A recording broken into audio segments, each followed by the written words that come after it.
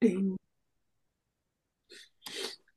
Okay, so last week we began with 12 disciples. We covered Simon and Peter, which is the attribute of hearing. And I made such a short little reminder, so I'll just go through that. So the quality in us when he becomes a disciple, he should permit only dignified and honorable impressions.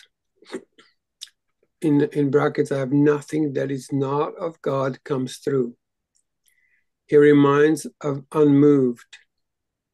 On reaching his Lord and a Master, which is his consciousness, leaves its impression there, which impression must in time become expression. I love that.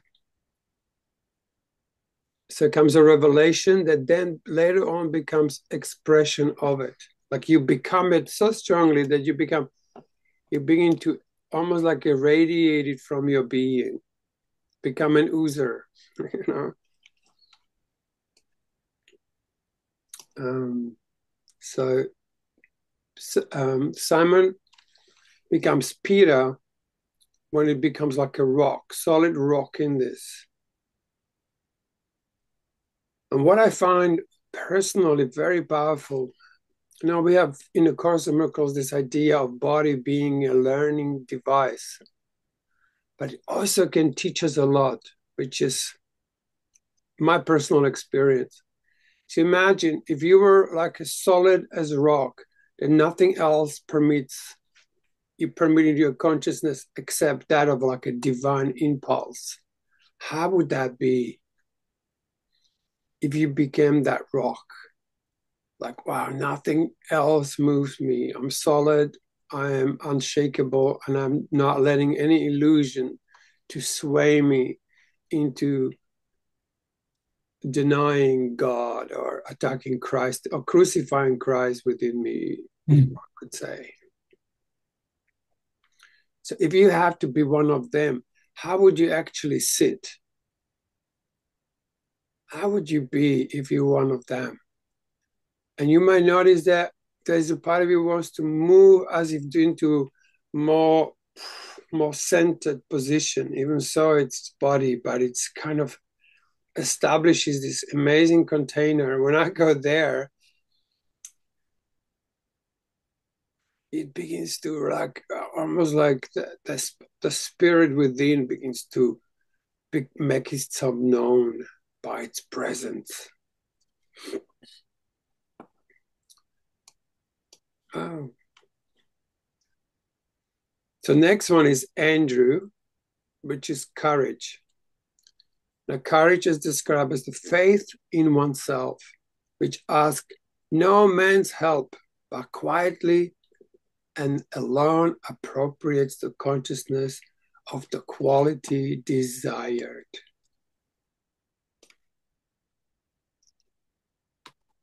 So,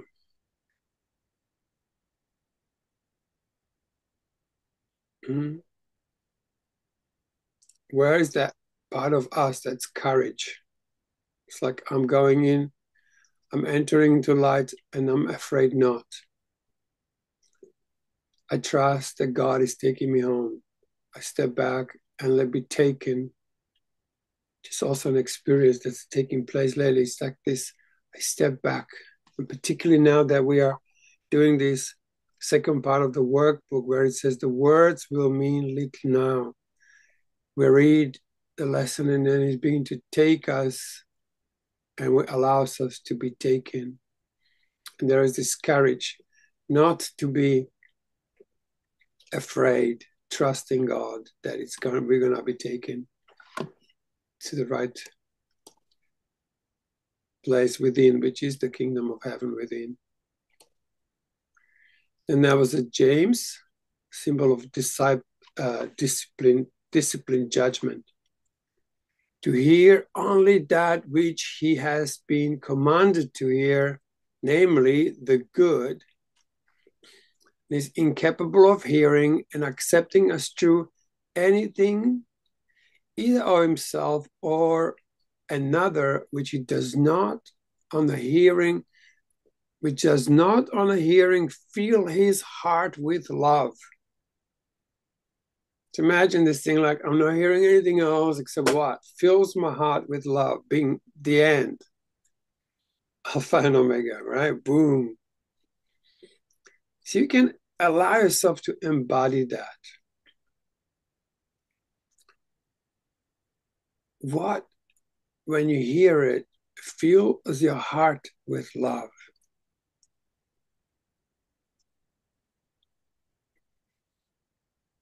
It has to be an experience, right?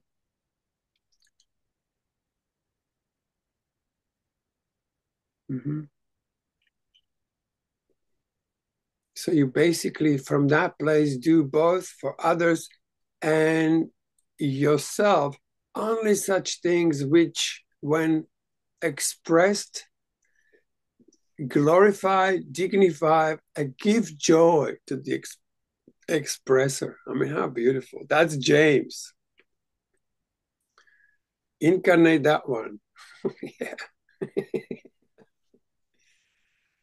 Yeah. It does put a smile on your face. It actually leads you up. You go like, oh, that. And now I'm going to stay present in my heart and express nothing else. I'm not preach more. Hey, sweetie, look at this doggy, beautiful. And then we had John, which is very similar to James. They're like brothers, James and John, symbols of the beloved, as above, as I just read. So today we're going to enter into the fifth quality. Kevin, do you remember exactly where we finished? Or anyone? No. Well, you probably just finished up in the fourth one because that's. Okay. You're going to share the page again? Yeah. Oh, that's true. So let me do that. Get rid of this screen. Here we go. Can you see it okay? It's not big enough for me, but others probably can read it all right. I will make bigger.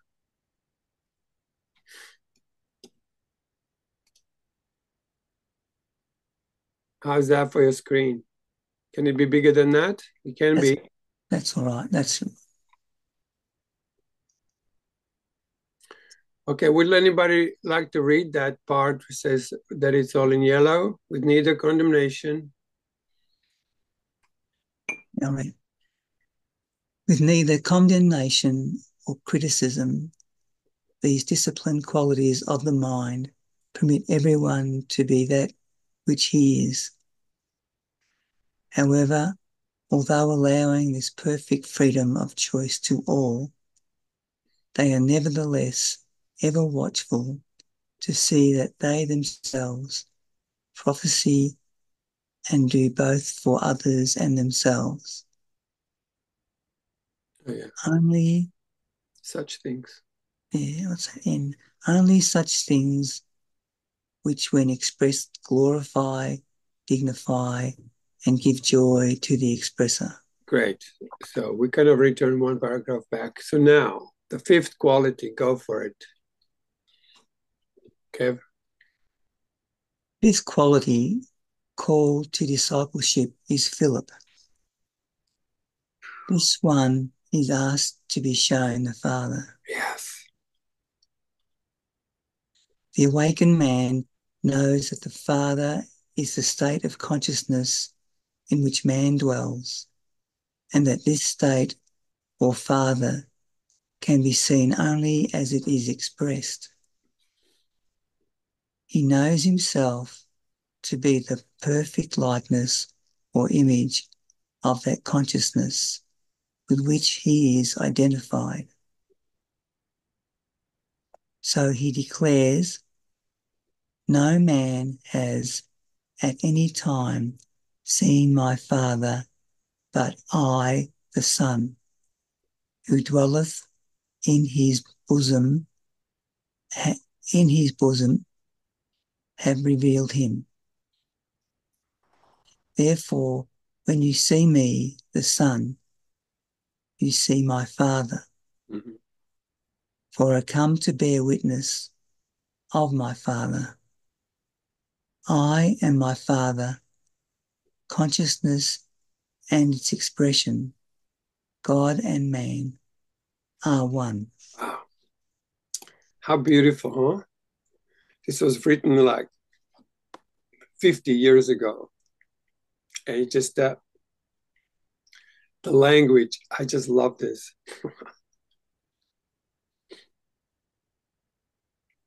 So that's the part of you that's Philip, okay? That needs to be developed into this ask to be shown what God is. It's like, God, reveal yourself to me. Now that I emptied everything that I believe and projected God to be, I made God in my image, but that brought me to misery. Now I step back, empty out everything I believe God is.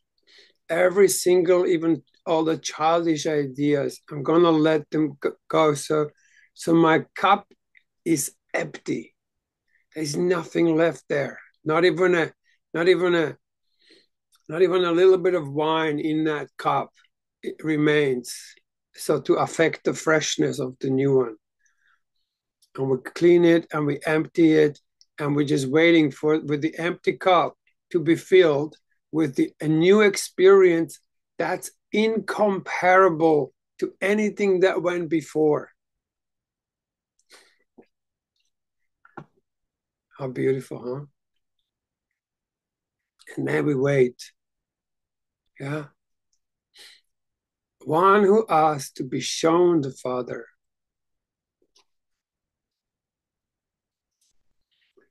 Anything to express about this? Anyone?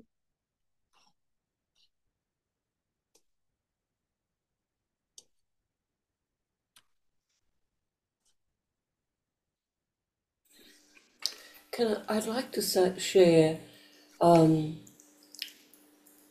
during the meditation, I had an image come through, or words come through around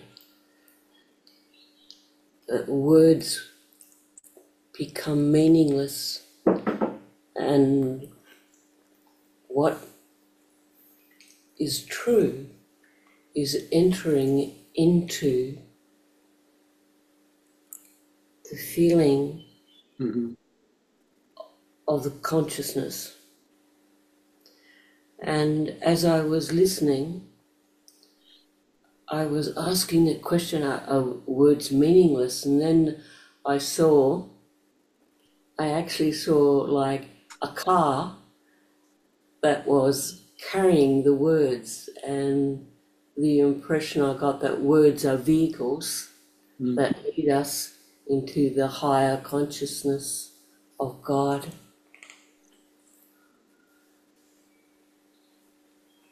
And it really felt like peaceful and beautiful, because sometimes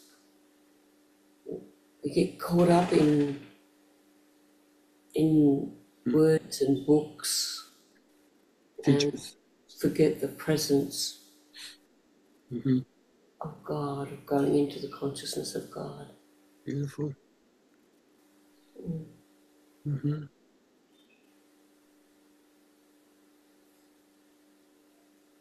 Beautiful. And then it says, this aspect of the mind, when disciplined, persists until ideas, ambitions, and desires become embodied realities. What? Become embodied realities. Like it becomes such an experience within us. Yeah. This is the quality which states, "Yet in my flesh shall I see God." It's probably directly from Bible. It knows how to make the word flesh, how to give form to the formless. Yeah. So this is like we receive something, but then until we really give it, we don't have it. That's that lesson 108 in the Course of Miracles. Yeah. If you don't give it, you choke on it, you know? So it becomes like you receive love. Actually, that expression, teach only love, really means you become love. And then you ooze love. Yeah. It's not that you now go like, whoa, let me make some. You simply are taken to something.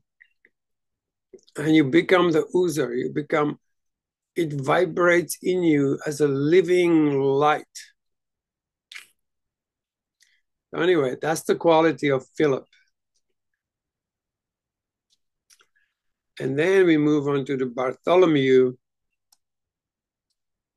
And who would like to read that?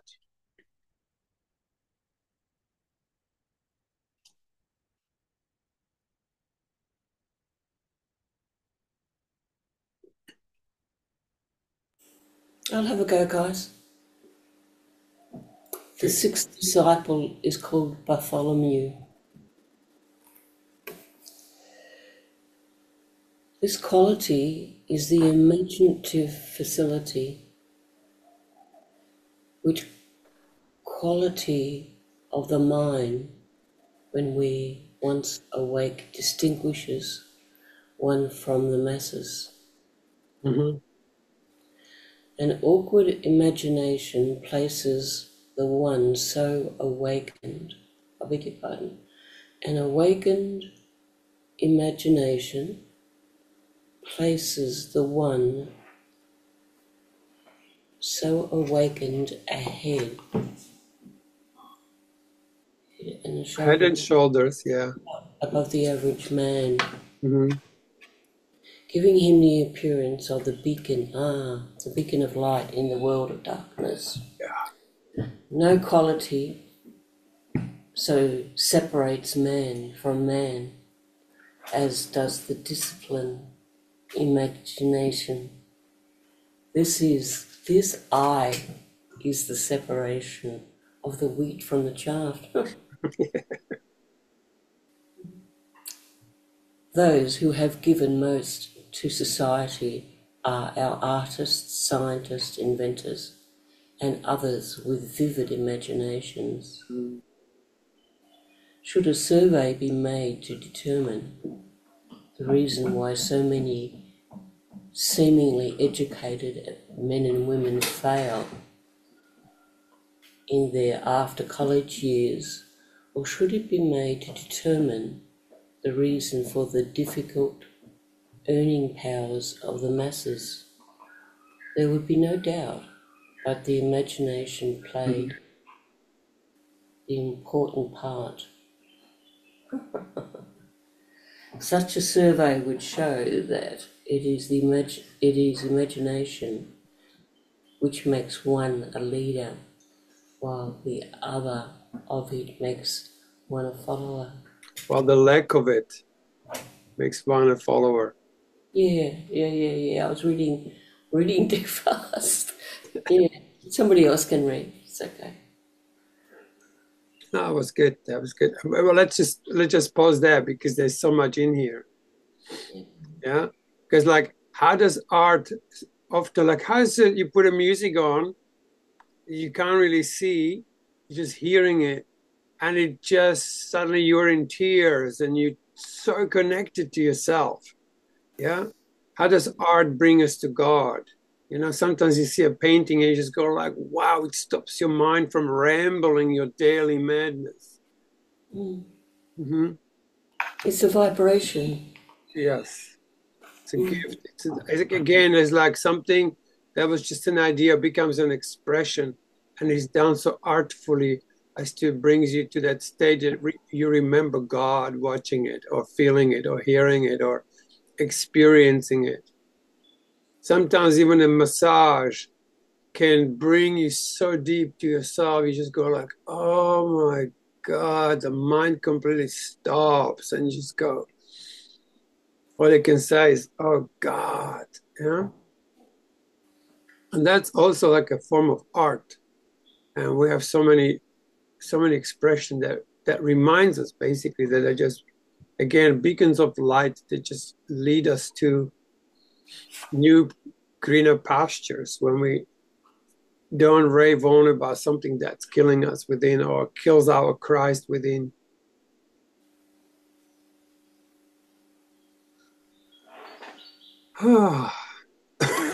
Anthony, do you want to read the next book? Continue.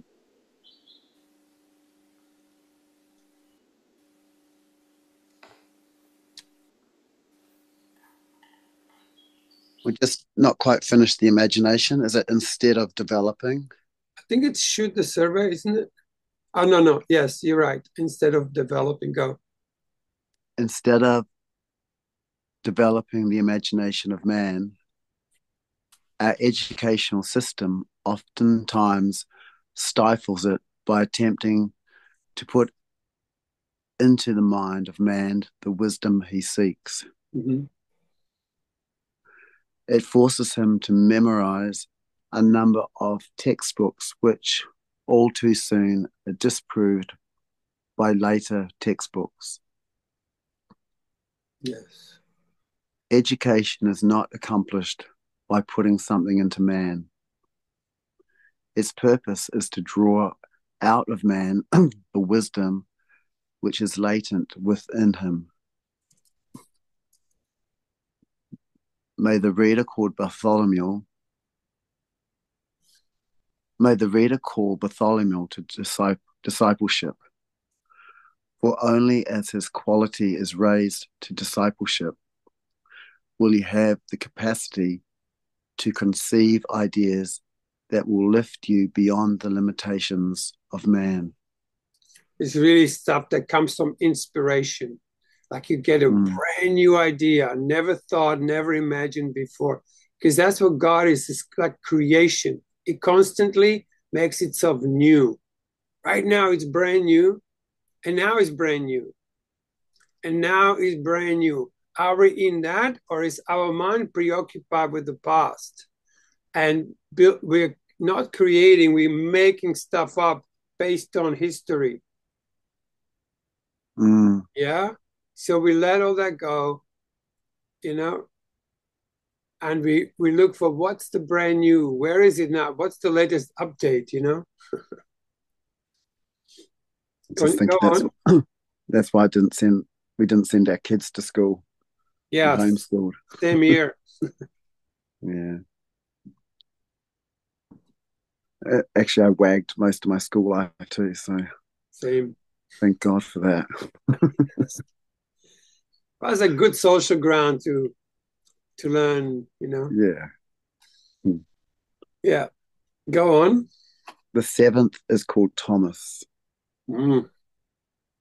This disciplined quality doubts or denies every rumor and suggestion that are not in harmony with that which Simon Peter has been commanded to let enter. Wow. That's loaded, isn't it? That's good. Yes, so beautiful. Hi. The man who is conscious of being, sorry, it's small. Mm-hmm. The man who is conscious of being healthy, not because of inherited health, diets, or climate, but because he is awakened and knows the state of consciousness which he lives, will, in spite of the conditions of the world, continue to express health. Yeah. He could hear through the press, radio, or wise men of the world that a plague was sweeping the earth, and yet he would remain unmoved and unimpressed. Wow. Thomas, the doubter, when disciplined, would deny that sickness or anything else which was not in sympathy with the consciousness to which he belonged had any power to affect him. Wow. Wow. You can also experience it like this. Where is the part of you that's perfectly healthy?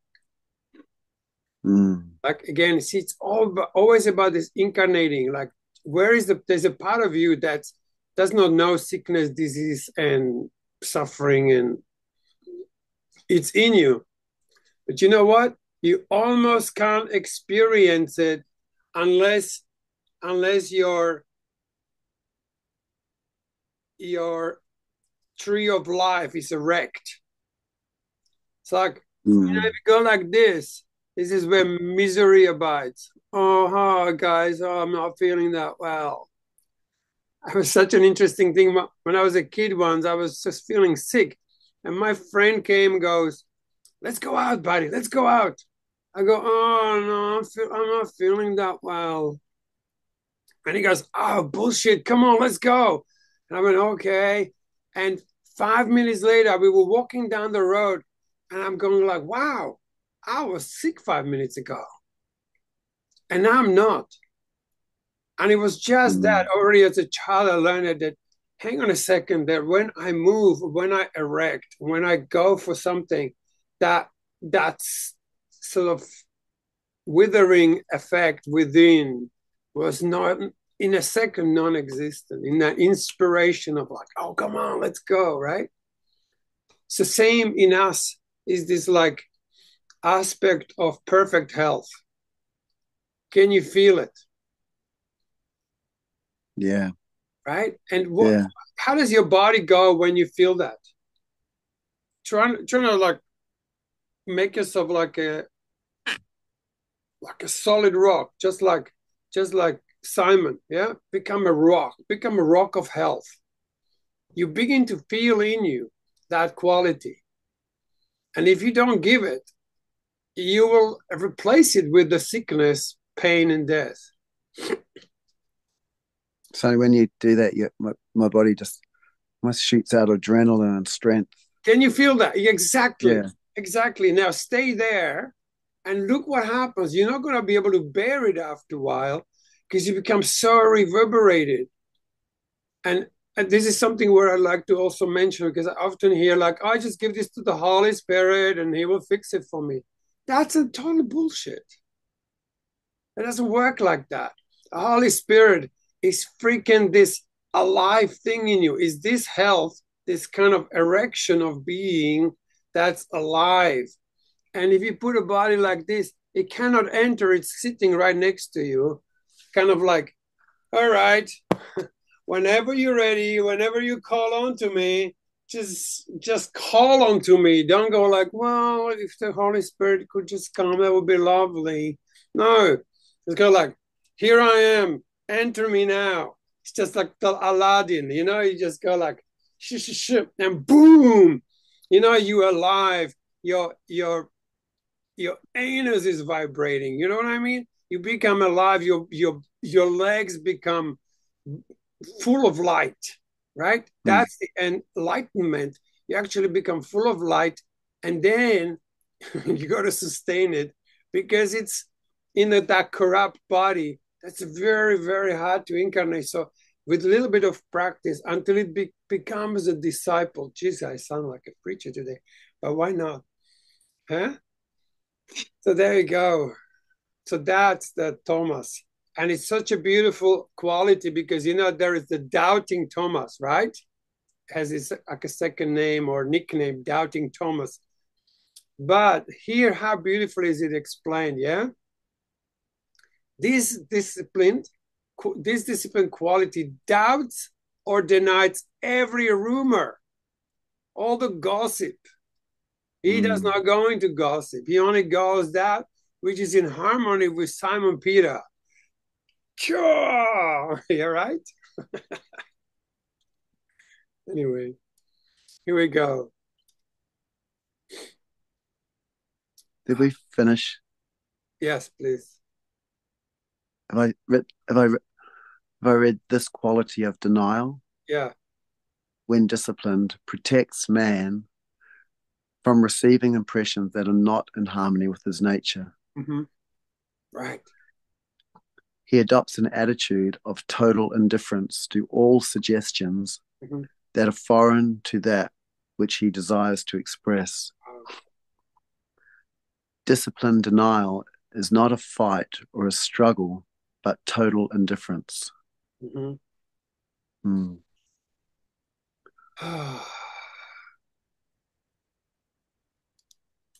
Cool. Yes. Somebody else? Well, how many did we do so far? Oh, yeah. Okay. Well, we can do one more, huh? Oh, whatever. Yeah, I can read. Yeah, go. Thanks, Tomka. Let me just see which way. Matthew, right? Yeah. Yeah. Matthew the 8th. Mm-hmm.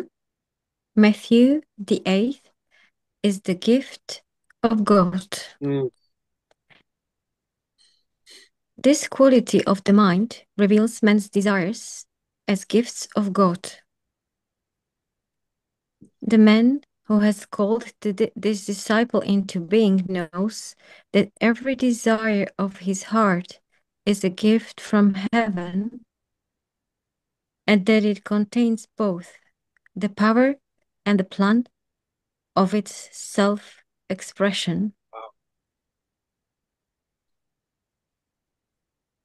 Wow. Yes. Beautiful, huh? Such a man never questions. Yeah. Such a man never questions the manner of its expression. Mm-hmm.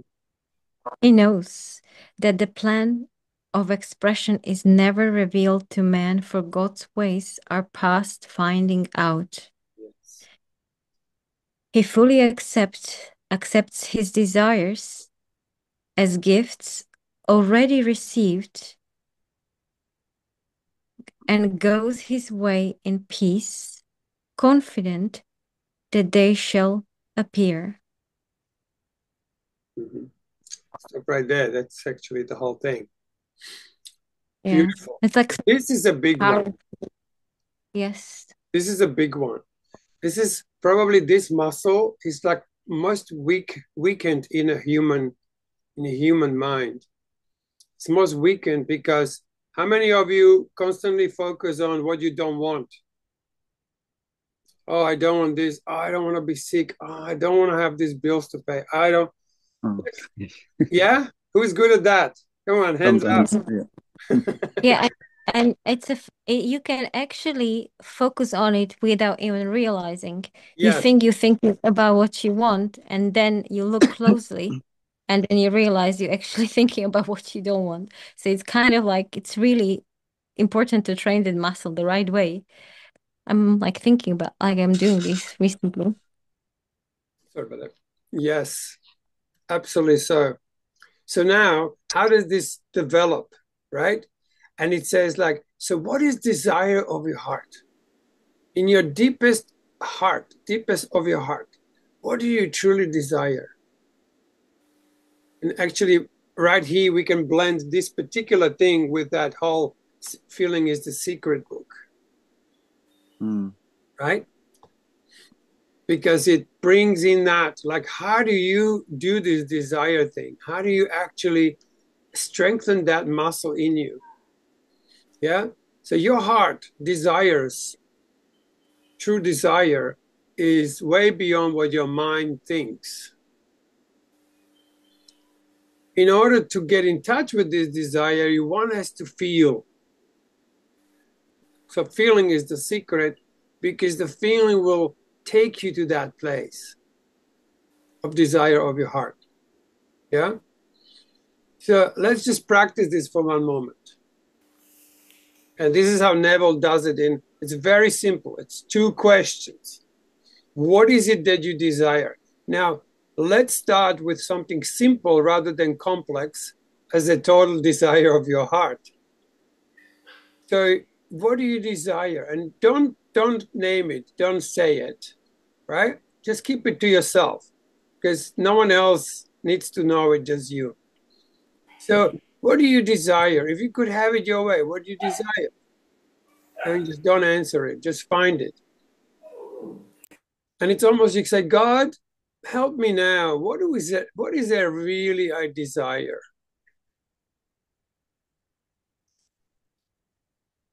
If you could have it your way, even if it's worldly for now, doesn't matter really, because it's going to show you something else. Just tell me when you have it. Good. Anyone else? Just have your own thought. Right. Now, we're going to play a little game. Imagine, this is a childish game, but it's very powerful. Imagine you already have it. Yeah? And if you already have it, how does it make you feel? What's that feeling that arises? Don't name it. Don't name it. Again, don't name it because perception will steal it and will translate it into nothing. Because this is not about telling somebody something. This is you experiencing. Seek only the experience and do not let theology screw up your mind. Yeah.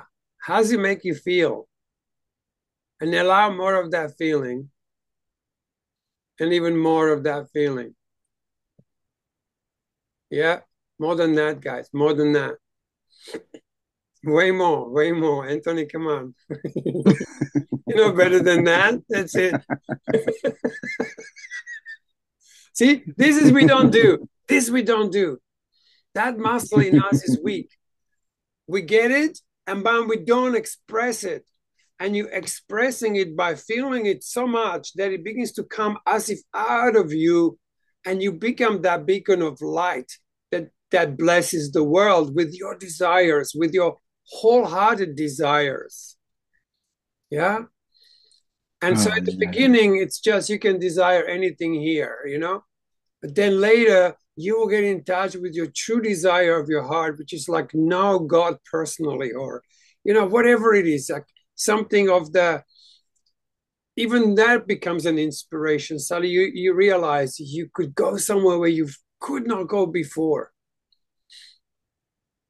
And then you feel it, and then you feel it more, and then you feel it even more, and even more.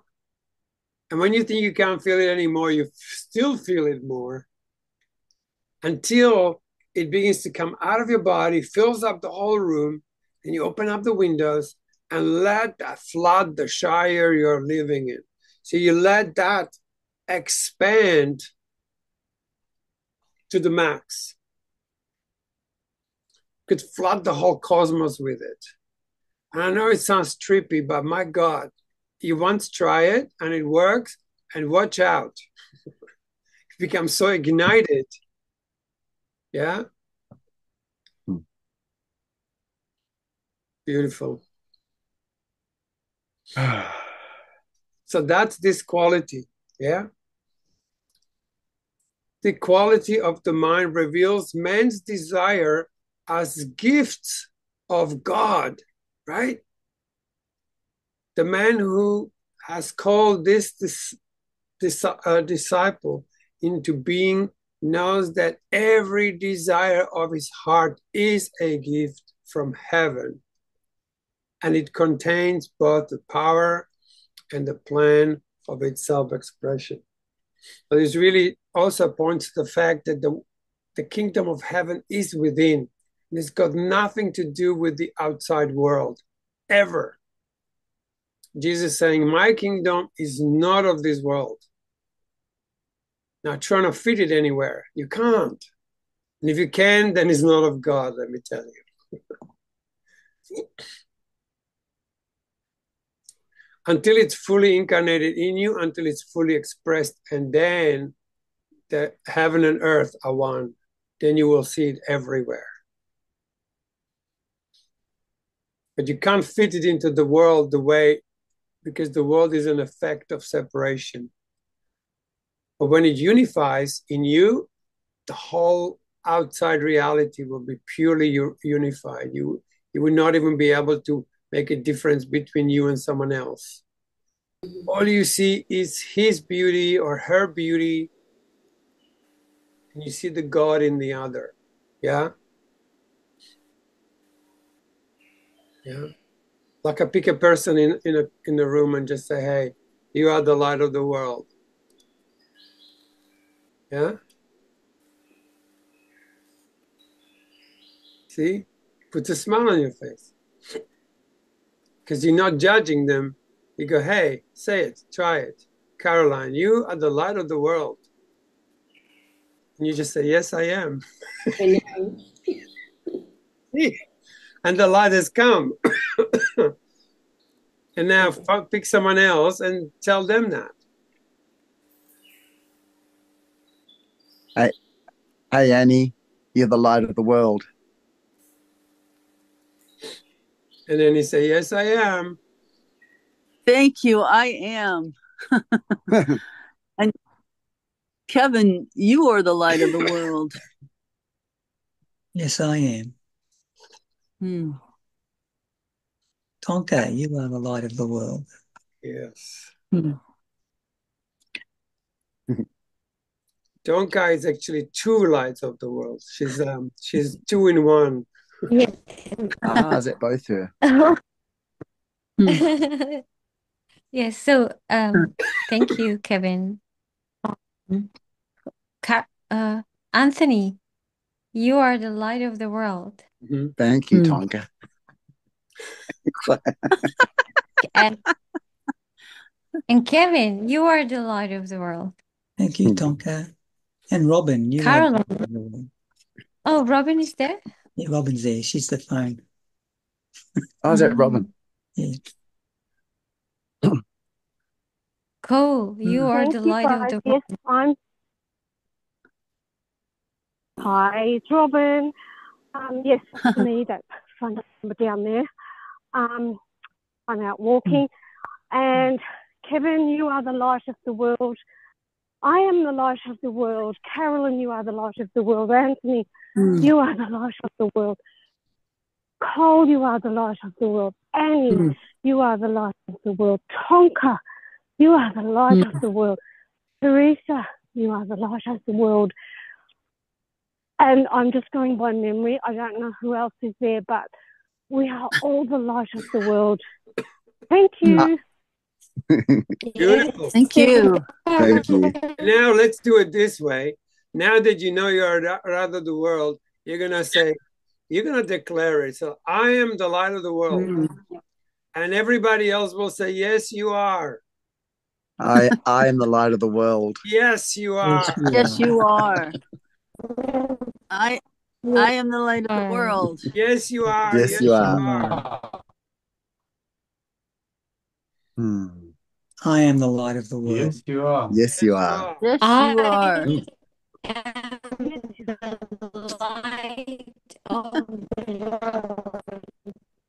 Yes, you Yes, are. you are. Yes, you are. Yes, you are.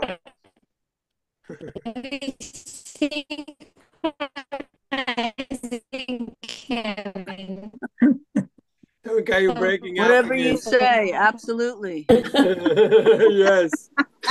Yes, I am. Now, can you guys see what we're doing? What did we do? Look at your faces. Look at the light you become. Yeah, look at the light you become. Yeah, like you don't give it, you choke on it. And this is the human.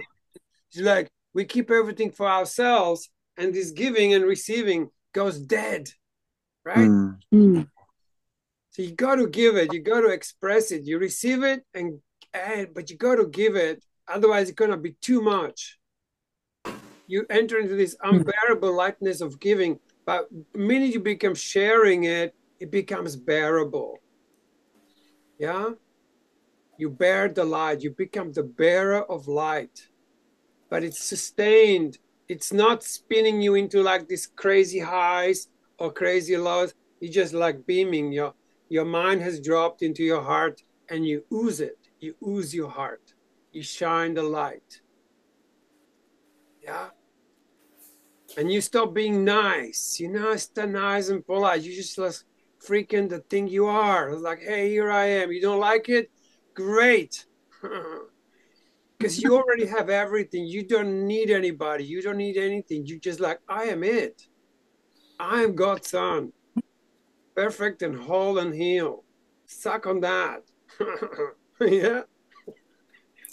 I'm just wondering, Paul, I can hear what you're saying, really. But I'm just wondering about the word being grateful. Yeah. Like, I'm the light of the world, but I'm very grateful. Yeah, that comes with it.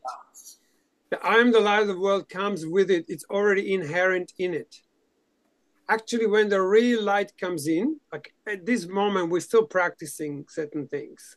You know, we're practicing the workbook of A Course in Miracles. We practice doing things. But when that real awakening comes, that it becomes a sustained, like all your disciples are now in a full Monty expression, right?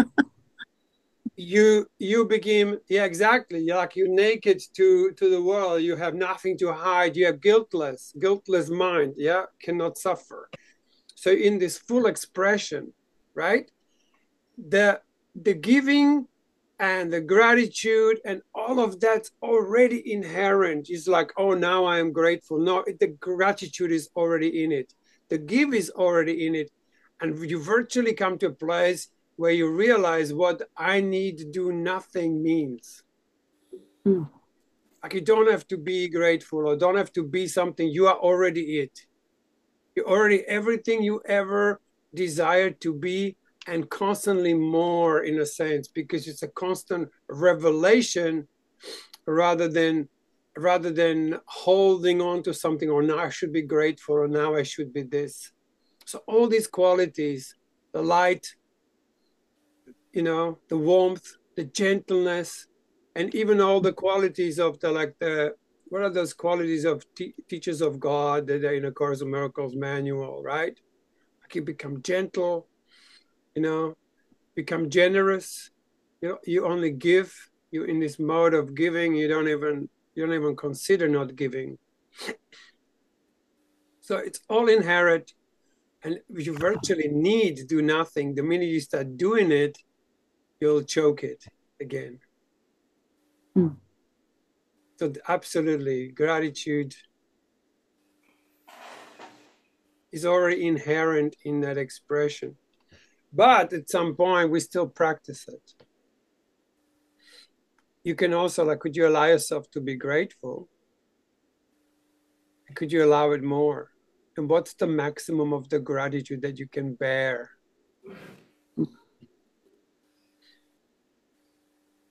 Yeah.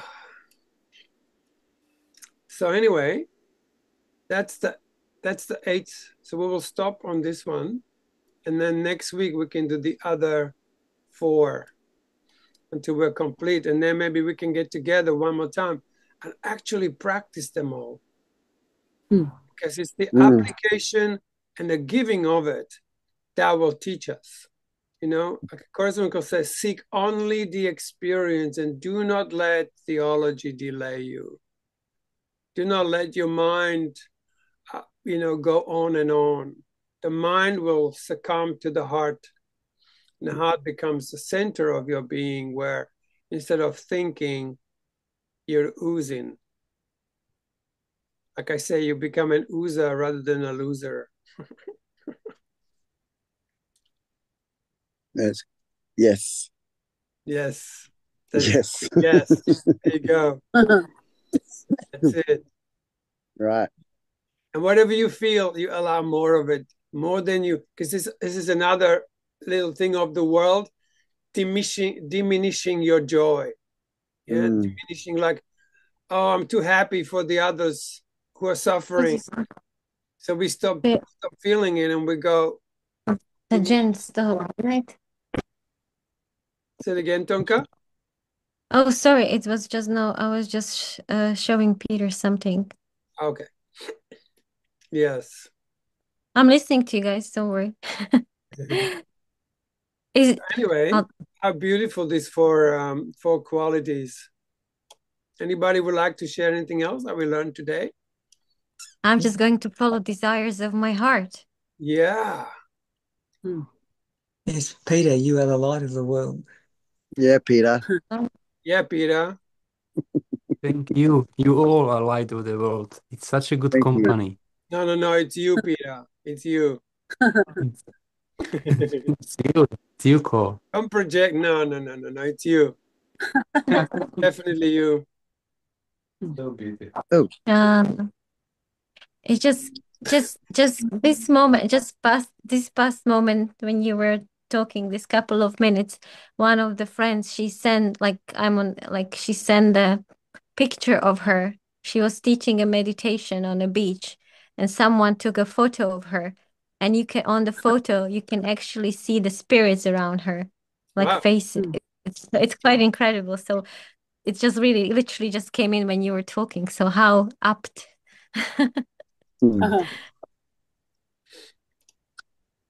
Perfect timing. Perfect timing, divine timing. I am so Kevin, why do you put broken hearts in there? That's my heart opening up, Tonka, not broken. How you see things. There you go. Your heart is open already. He's coming out.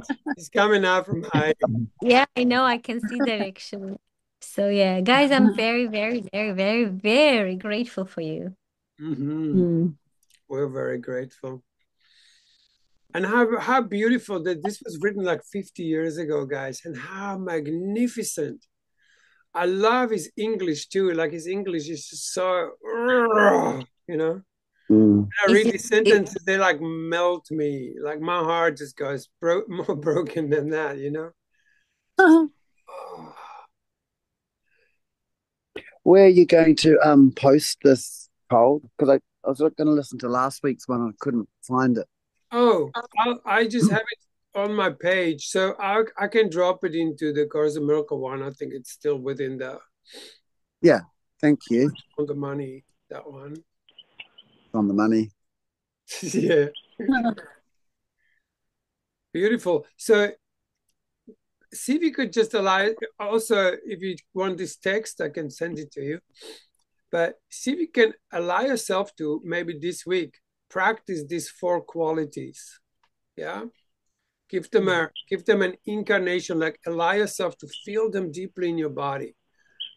And and feel it is not enough. Remember, you gotta, once you feel it, you gotta give it. Yeah, that's the thing. Like we feel stuff, but we go like, oh my God, hope nobody else feels it. No, that's how we connect. That's how we enter the Holy Communion, because we wholeheartedly feel the experience. Yeah. And then your will becomes so acutely attuned to anything real. Yeah. Like the other day, one of my friends said to me, Cole, I had a dream. And I went into full experience. He didn't even tell me what the dream was. But I just went like, whoa. Because as he said it, he transferred his experience in a feeling way, which did not need the endless description. That would make me imagine what it is, rather directly transfer it. And this is how we begin to communicate. And that actually means what the extension really means. You don't extend from your head. That's not going to work. I tried that. It's a trap. You got to expand from your feeling self. And the atonement or atonement is when our mind connects to our feelings unconditionally. Because only that will birth the heart that stays. The heart that's open all the time. Without feeling, it's just a mind fuck. With the holy words in it.